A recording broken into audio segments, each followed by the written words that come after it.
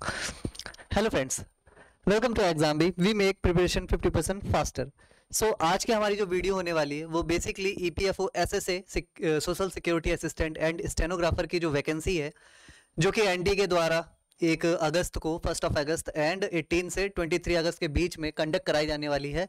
उसके कुछ hot topics जो कि पेपर में आ सकते हैं, प्रोबेबल है, हम उसके बारे में यहाँ पर डिटेल से डिस्कशन करेंगे। सो स्टार्ट करते हैं अपनी वीडियो को। सबसे पहले तो जो डेट है, स्टेनो की डेट है, वो देख लीजिए आप, 1 अगस्त 2023 को है। और जो एसएसए की डेट है, सोशल सिक्योरिटी असिस्टेंट की डेट है, वो 18, ठीक है, 18 अगस्त से स्टार्ट होगी और ये कब तक रहेगी? तो ये रहेगी हमारी 23 तक, ठीक है। यानी कि अलग अलग शिफ्ट में पेपर होगा, अलग अलग डे पर, ठीक है। तो देखते हैं हम आगे। सबसे पहले तो जो ये है हमारा स्टेनो का सिलेबस है। स्टेनो के सिलेबस में आपको थोड़ा अगर ब्लर दिखाई दे रहा होगा तो मैं ये बता दे रहा हूँ, ये जनरल एप्टीट्यूड लिखा हुआ है, ठीक है, जिसमें कितने क्वेश्चन होंगे? 50 क्वेश्चन होंगे। हर क्वेश्चन 4 मार्क्स का होगा, ठीक है, हर क्वेश्चन 4 मार्क्स का होगा। तो टोटल कितना बनेगा? 200। उसी तरह जो जनरल अवेयरनेस का टॉपिक है, जिसमें history, polity, geography, current affair, ये सारी चीजें, उसमें क्या बोला गया कि उसमें कंप्यूटर को भी इंक्लूड कर दिया गया है, ठीक है। कंप्यूटर जो अवेयरनेस है हमारा, उसको भी इसमें इंक्लूड किया गया है। और उसके भी कितने क्वेश्चन होने हैं? 50 क्वेश्चन होने हैं। जो क्वेश्चन है वो 4 मार्क्स के होंगे, यानी यहाँ पर भी स्कोर कितना है? 200 का है। देन बात करते हैं इंग्लिश लैंग्वेज एंड कॉम्प्रिहेंशन की। यहाँ पर साफ साफ लिखा हुआ है इंग्लिश लैंग्वेज, ठीक है। उसके बाद कॉम्प्रिहेंशन। तो कॉम्प्रिहेंशन आएगा जिसमें आपको कुछ क्वेश्चन पैसेज होगा जिसके अकॉर्डिंग आपको आंसर करना होगा। तो उसमें कितने क्वेश्चन होंगे? 100 क्वेश्चन होंगे। जाहिर सी बात है, इंग्लिश को काफी अच्छी वेटेज दी गई है, और वो भी कितने? 4 मार्क्स ईच। तो यहाँ पर कितना टोटल स्कोर होगा? 400 का होगा, यानी ये टोटल 400, 200 प्लस 200, टोटल पेपर हमारा 800 का होगा। और ध्यान रखना है कि जो स्टेनो का होगा उसमें फेज 1 है, एंड फेज 2 में स्टेनो का जो क्वालिफाइंग टेस्ट होगा, बेसिकली स्किल टेस्ट हम जिसे कहते हैं, वहां पर जो उसमें बताया गया है आपको सिर्फ उस लिमिट को पार करना है, ठीक है। उसका कोई भी मार्क्स इंक्लूड नहीं होगा। जो आपकी फाइनल कट ऑफ बनेगी वो फेज 1 के ही बेसिस पे बनने वाली है। तो ये चीज आपको ध्यान रखनी है। 800 टोटल आपका स्कोर होगा, जिसमें से आपको कट ऑफ क्लियर करनी है। अब ध्यान ये रखिएगा कि जो क्वेश्चन है, आगे मैंने लिखा भी है, एक सेकेंड, यहां पर जो नेगेटिव मार्किंग है ना, वो आपको ध्यान रखनी है। देखिए यहां पर लिखा है फॉर ईच रॉन्ग आंसर, ठीक है, there will be a negative marking. कितने नंबर की होगी भाई? 1/4 की होगी। यानी कि सपोज दैट आपने 4 क्वेश्चन गलत किए, तो 4 क्वेश्चन गलत करने पर आपका एक सही वाला भी काट लिया जाएगा। लेकिन जो मार्क्स असाइन किए गए ना, वो 4 मार्क्स के हैं। जब आप ऐसे कर कर कैलकुलेट करने जाते हैं तो एक बहुत बड़ा डिफरेंस क्रिएट होता है, ठीक है। तो 1/4 के हिसाब से आप ये मत सोचना कि बहुत कम नेगेटिव मार्किंग है तो रिस्क ज्यादा ले लें, ऐसा बिल्कुल मत कीजिएगा। पेपर को देखिएगा। अभी मैंने जो एनटीए का भी रिजल्ट, एक एग्जाम एनटीए ने कंडक्ट कराया था विश्व भारती का, एलडीसी का, उसका मैं पीडीएफ भी डाल दूंगा डिस्क्रिप्शन में, आप देख सकते हो। उस पेपर को आप एनालाइज कीजिएगा। बेसिकली मैंने भी उस पेपर को एनालाइज किया है कि जो एनटीए है उसका जो एग्जाम पैटर्न है वो किस तरह से उसको फॉलो कर रहा है, कि मतलब क्वेश्चन की टफनेस कैसी है, लेवल कितना होगा, ये हम देखेंगे। ब्रेकअप कैसा है, कौन से सब्जेक्ट से किस तरह से क्वेश्चन आ रहे हैं, तो वो सब एनालाइज करने के बाद ये वीडियो बनाई गई है। तो जो 4 मार्क्स है, हर क्वेश्चन के साथ आपको 4 मार्क्स मिलेंगे। तो यहां पर अगर आप नेगेटिव ज्यादा करते हो तो एक ह्यूज डिफरेंस बन जाएगा, ठीक है। और एक एक नंबर से जब कैंडिडेट बाहर हो रहे हैं तो एक 4 नंबर और 5 नंबर का जो डिफरेंस होता है वो बहुत बड़ा डिफरेंस हो जाता है। इस वजह से कोशिश कीजिएगा कि नेगेटिव नहीं करना है, मतलब जबरदस्ती रॉन्ग आंसर मार्क मत कीजिएगा, ठीक है। टोटल मार्क फेज 1 स्टेनो के लिए 800 का है, एसएसए के लिए ये 600 हो जाएगा, ठीक है। तो ये था कुछ। अभी बात कर लेते हैं हम लोग एसएसए की, ठीक है, सोशल सिक्योरिटी असिस्टेंट का। यहां पर भी जनरल एप्टीट्यूड में कितने क्वेश्चन है? वहां पर 50 थे, यहां पर 30 है, लेकिन जो मार्क्स असाइन किए जा रहे हैं वो यहाँ पर भी 4 नंबर ही है हर क्वेश्चन के लिए। टोटल मार्क्स 120 मिलेगा। उसी तरह जनरल नॉलेज और जनरल अवेयरनेस है, 30 question, 4 marks, 120 total. Quantitative ability यानी कि मैथ्स हमारी जो है, 30 क्वेश्चन उसके भी रहेंगे और 120 मार्क्स टोटल। उसी तरह जनरल इंग्लिश, यहाँ पर भी इंग्लिश को वेटेज थोड़ी ज्यादा दी गई है, 4 मार्क्स के हिसाब से ये 200 टोटल। और कंप्यूटर लिटरेसी के अलग से 10 क्वेश्चन पूछे जाएंगे जो कि 40 मार्क्स होंगे, और टोटल आपका ऐसे करके 600 बन जा रहा है। टाइमिंग यहाँ पर देखनी है कि 2.5 घंटे आपको मिल रहे हैं टाइम। अगर क्वेश्चन के हिसाब से देखें तो हर क्वेश्चन पर 1 मिनट है। अगर आप इंग्लिश लैंग्वेज में जो कॉम्प्रिहेंशन वाला होता है उसमें थोड़ा टाइम ज्यादा लग सकता है। तो यहाँ पर आपको ध्यान रखना है कि यहाँ पर भी नेगेटिव जो मार्किंग है उसमें हमें ज्यादा नहीं उलझना है। जो क्वेश्चन ज्यादा लेंदी लग रहा है और लग रहा है कि इसमें ज्यादा टाइम जाएगा, स्किप कर दीजिएगा, और बाद में अगर टाइम मिले तो उसको अटेम्प्ट करने की कोशिश कीजिएगा, वरना फालतू में जो आता होगा आगे आप उसको भी छोड़ दोगे, ठीक है। तो देखते हैं अभी देखो, एक जो ये एनटीए ने पेपर कराया था, कौन सा एनटीए ने पेपर कराया था हमारा जून 2023 को, एलडीसी का पेपर था, ठीक है। किसका पेपर था? एलडीसी का, लोअर डिवीजन क्लर्क का पेपर था। उसमें आप देखिए ये 2018 की स्कीम है जिसके बारे में पूछा गया, ठीक है।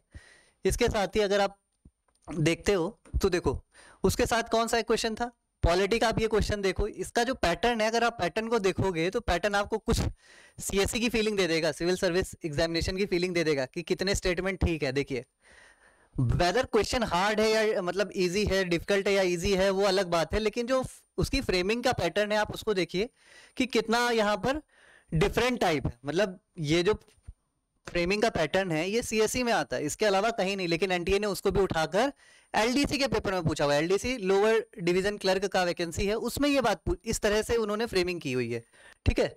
तो ये देखिए कुछ क्वेश्चंस को, ये भी अल नीनो के ऊपर क्वेश्चन पूछा गया है, थोड़ा डेप्थ में क्वेश्चन है, ठीक है। उसके साथ आप देखो मॉनसून पर आया हुआ क्वेश्चन है, ठीक है। ये फ्रैक्शन वगैरह का क्वेश्चन आ गया है इसके बाद। इसी तरह से एक स्कीम पे क्वेश्चन है। अब आपका सोशल सिक्योरिटी जो असिस्टेंट है उसमें तो स्कीम्स के बारे में डेफिनेटली पूछा जाएगा, तो स्कीम्स तो आपको तैयार करके ही जानी है, मेजर स्कीम्स। अब ये कंप्यूटर में देखिए कनेक्टर टाइप दिए गए हैं और दूसरी तरफ पूछा जाएगा कि उनके यूजर्स क्या हैं। प्रैक्टिकल नॉलेज पे ज्यादा क्वेश्चन आए हैं। उसके बाद आप देखो कि लेयर वगैरह जो सिस्टम सॉकेट लेयर वगैरह ऐसे करके क्वेश्चन है कंप्यूटर में, ठीक है। मतलब जो हम लोग पढ़ते हैं ना लूसेंट वगैरह में कि इजी इजी सा होता है, इसका फुल फॉर्म क्या है, उसका फुल फॉर्म क्या है, वैसे नहीं है, एप्लीकेशन वाले क्वेश्चन है, ठीक है। एप्लीकेशन कैसे है, मतलब कंप्यूटर का कोई पार्ट अगर आप पढ़ रहे हो तो उसकी एप्लीकेशंस क्या क्या है, तो वहां पर से क्वेश्चन आए हुए हैं, आप देख सकते हो, ठीक है। तो ये कुछ क्वेश्चंस थे जो मैंने आपको दिखाए। इसकी पीडीएफ जो है, पेपर की पीडीएफ जो है वो डिस्क्रिप्शन में लगा दी जाएगी, आप वहां से उसको डाउनलोड भी कर सकते हो। अभी हम लोग बात कर लेते हैं कि 20 डेज जैसे हमारे बचे हैं एसएसए में। अब बेसिकली अगर मैं बात करने जा रहा हूँ यहाँ पर स्टेनो की, तो उसमें तो केवल 5 दिन बचे हुए हैं, तो 5 दिन में सब कुछ करना पॉसिबल है भी नहीं। लेकिन फिर भी जो टॉपिक्स हैं उसमें से जो भी आपने नहीं कर रखा है प्रोबेबल, तो उसको आप देख सकते हो। सबसे पहले तो स्कीम्स बेसिकली जो सोशल सिक्योरिटी से रिलेटेड है, हेल्थ हो गया, एजुकेशन हो गया, इनसे ओल्ड एज पेंशन हो गया उससे, या फिर वुमेन एम्पावरमेंट, तो वो तो करके जानी है। इंटरनेशनल ऑर्गेनाइजेशन लाइक G20, ठीक है, G7, ठीक है, ये सारी ऑर्गेनाइजेशन जो अभी रिसेंट में न्यूज में थी उस पर क्वेश्चन बनने की पूरी पूरी प्रोबेबिलिटी है। पार्लियामेंट्री सिस्टम, ठीक है, पार्लियामेंट्री सिस्टम के फीचर्स देख लीजिएगा आप, कहीं से भी देख सकते हो। उसके बाद कुछ constitutional and non constitutional body, ठीक है, जैसे नेशनल ह्यूमन राइट कमीशन हो गया। उसके बाद बहुत सारे ऐसे, जैसे इस समय हमारा जो फाइनेंस कमीशन हो गया, लॉ कमीशन हो गया, इन सब पर आप पढ़ सकते हो थोड़ा थोड़ा, ठीक है। उसके बाद fundamental right, DPSP and fundamental duties, ये तो आपको करनी है। जीआई टैग की कोई भी एक पीडीएफ डाउनलोड कर लीजिए और पढ़ सकते हैं आप। हमारा जो बीपीडिया है उसको भी फॉलो कर सकते हैं। देन फेमस अवार्ड, ये भी आपको जो हमारा बीपीडिया उसमें इजीली मिल जाएगा। देन आर्ट एंड कल्चर की बात करते हैं तो वहाँ क्या पढ़ना है, पपेट्स, मतलब पपेट्स नहीं एक्चुअली में, जो तरह तरह की जो उनकी पेंटिंग्स हो गई, फोक डांसेस होंगे, क्लासिकल डांसेस हो गए, किस स्टेट से रिलेटेड है आपको वो कर लेना। ज़्यादा डेप्थ में अब यहाँ पर इतना टाइम बचा नहीं कि आप कर सको। मॉनसून में बस आप फैक्टर्स अफेक्टिंग इंडियन, मतलब जो मॉनसून ऑफ इंडिया है, आप उसको केवल उतना करना कि जो इंडिया में जो मॉनसून आता है उसको कौन कौन से फैक्टर्स इफेक्ट करते हैं, उतना कर लीजिएगा, उतना ही पर्याप्त है, काफ़ी है। मॉनेटरी पॉलिसी में जो टूल्स होते हैं, bank rate, repo rate, LSF, MSF, ठीक है, एसडीएफ, ये सब आप करके कर जाइएगा, ठीक है। एसडीएफ हो गया, उसके बाद मार्जिनल स्टैंडिंग फैसिलिटी हो गया, ठीक है। उसके अलावा बैंक रेट क्या है, ठीक है, एसएलआर क्या है, या उसके बाद आपका रेपो रेट क्या है, रेपो रेट घटाने से क्या होगा, बढ़ाने से क्या होगा, थोड़ा सा एप्लीकेशन बेस्ड ये आप कर लेंगे तो काफ़ी मतलब इससे कवर हो सकता है। फिर क्रिटिकल रीजनिंग में आ जाते हैं। रीजनिंग में क्या बेसिकली क्वेश्चन आया, तो क्रिटिकल रीजनिंग से स्टेटमेंट, असर्शन, ऐसे करके क्वेश्चन आए हुए हैं। डाइस से बहुत ज़्यादा क्वेश्चन आए हुए तो इंपॉर्टेंट है। काउंट दी फिगर, इससे भी बहुत सारे क्वेश्चन है, इंपॉर्टेंट है। सिटिंग अरेंजमेंट से भी बहुत सारे क्वेश्चन आए हुए, इंपॉर्टेंट है। पजल से भी बहुत सारे, बेसिकली जितने भी यहाँ पर टॉपिक मैंने लिखे हुए हैं ये सभी इस पेपर में बहुत अच्छे से पूछे गए और अच्छे लेवल के पूछे गए। तो अगर आपने कर रखा है तो बहुत अच्छी बात है, नहीं कर रखा है तो प्लीज़ इन सभी टॉपिक्स को एक बार कर लीजिएगा। लास्ट टाइम है, 20 दिन, ऐसा नहीं कि 20 दिन कम होते हैं। अगर आप सिर्फ 20 दिन में सिर्फ अगर 20 दिन में आप 10 घंटे भी पढ़ते हो तो आपका कितना बनता है, काउंट करो भाई, ठीक है। 200 घंटे, और 200 घंटे के हिसाब से मुझे नहीं लगता है कि इतने बड़े बड़े टॉपिक हैं कि 200 घंटे में सारे के सारे सम अप ना किए जा सके। ठीक है, वेन डायग्राम इजी है, आप 1 से 1.5 घंटे की क्लास में पूरा वेन डायग्राम अच्छे से समझ सकते हैं अगर आपने एक बार भी पढ़ रखा है तो। कोडिंग डिकोडिंग ये कॉमन सेंस बेस्ड होती है, कॉमन सेंस अच्छा है, ABCD आपने याद कर रखी है, ठीक है, असेंडिंग डिसेंडिंग दोनों ऑर्डर में उसकी नंबरिंग याद कर रखी है, तो वो आपके लिए इजी हो जाता है। नॉन वर्बल रीजनिंग इसके लिए तो बस प्रैक्टिस अगर आपने अच्छे से कर रखी है तो बहुत अच्छा है, और अगर नहीं की है तो एग्जाम भी आपको जो जितनी भी एमटीज वगैरह है वो बिल्कुल फ्री ऑफ कॉस्ट, जैसा कि हम लोग यहाँ पर लिखते भी all mock test are free.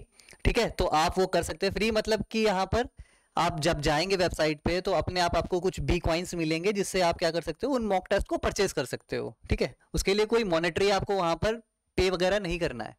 Then अगर हम कंप्यूटर की बात करते हैं, ठीक है, जो कि आपका पूरा से अलग से सेक्शन है। ठीक है, एक जो स्टेनो का है उसमें तो इंक्लूडेड है जीए वाले पोर्शन में, बट जो दूसरा है उसमें 10 क्वेश्चन अलग से आएंगे एसएसए में। तो क्या करना है, हिस्ट्री ऑफ जनरेशन जो अलग अलग जनरेशन है वो आपको कर लेनी है। MS ऑफिस की जो शॉर्टकट कीज है उनको जरूर कर लीजिएगा, पेपर में बहुत सारी शॉर्टकट कीज पूछी गई हैं। कंप्यूटर नेटवर्किंग बहुत इंपॉर्टेंट है, कंपोनेंट्स ऑफ कंप्यूटर ये आपको करना है। कंपोनेंट्स ऑफ कंप्यूटर पे अभी मैंने आपको क्वेश्चन भी दिखाया कि पूछा गया है। ठीक है, मेमोरी ऑफ कंप्यूटर पे भी क्वेश्चन आया हुआ है, ईपी रोम इन सब का फुल फॉर्म हालांकि इजी था बट आया हुआ है। शॉर्टकट कीज यहाँ अलग से भी मैंने लिख दिए हैं, आपको रिवाइज करनी है। देन नंबर सिस्टम, इससे 2 से 3 क्वेश्चन आए हुए हैं, आप कम से कम एक क्वेश्चन यहाँ से मिल सकता है आपको, इस वजह से नंबर सिस्टम तो कर ही लीजिएगा, डेसिमल वगैरह जो होता है वो आप करके जाएंगे। देन हम यहाँ पर मैथ्स की बात कर लेते हैं। मैथ्स में सबसे पहले फ्रैक्शन कर लीजिए, एवरेज कर लीजिए, इजी टॉपिक है। प्रॉफिट एंड लॉस हो गया, ठीक है, LCM एंड SCF हो गया, करना है आपको। CISI simple interest and compound interest ये आपको करना है। स्पीड टाइम एंड डिस्टेंस आपको करना है। DI बहुत इंपॉर्टेंट, DI पे 4 से 5 क्वेश्चन एक साथ होते हैं। अगर आप थोड़ा सा इसको प्रैक्टिस करके जाएंगे तो ये इजी होता है, इसको सॉल्व आप कर सकते हो, क्योंकि अगर एक बार अच्छे से आप सॉल्व कर लेंगे तो 4 से 5 क्वेश्चन सीधे सही हो जाते हैं। ठीक है, परमुटेशन एंड कॉम्बिनेशन ऑल्दो यहाँ पर है नहीं, हाउएवर वो चीज डायरेक्टली मेंशन नहीं है 10+2 की, बट आपको फिर भी एक बार कर लेना है। अगर ये सारे ऊपर वाले टॉपिक हो गए तो प्रोबेबिलिटी भी अगर सारे टॉपिक ऊपर वाले हो गए हैं तो जरूर कर लीजिएगा। ठीक है, अब लास्ट में हम बात करेंगे इंग्लिश की। इंग्लिश में जैसे अलग से ही पूरा आना है उसमें, है ना, तो यहाँ पर पैसेज देखिए, जो टाइम दिया जा रहा है ना बहुत कम दिया जा रहा है, तो पैसेज को पढ़ने से पहले आप डायरेक्ट एक बार क्वेश्चन देखिएगा, पैसेज बाद में देखना है, पहले आप क्वेश्चन देखिए और क्वेश्चन देखने के बाद पैसेज रीडिंग शुरू कीजिएगा।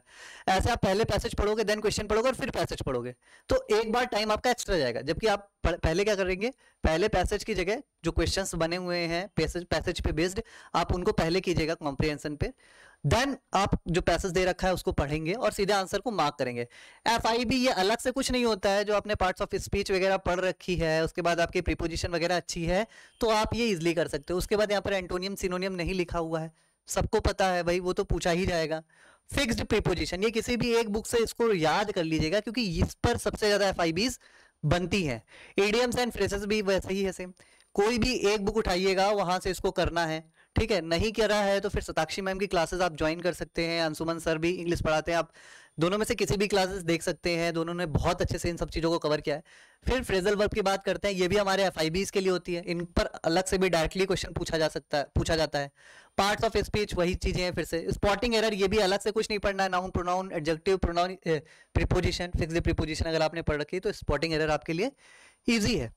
तो ये कुछ चीजें थी जो आपको लास्ट 20 डेज में लास्ट 20 डेज में क्या करनी है बेसिकली अगर आप इसको करने जाओगे तो बहुत ज़्यादा टाइम नहीं लगेगा। हर दिन अगर आप सिर्फ 10-10 घंटे भी देते हो स्टडी पे अच्छे से, तो ऐसा नहीं है कि इसका आप मतलब आधा हिस्सा भी ना कर सको, आप कम से कम आधा हिस्सा कर सकते हो।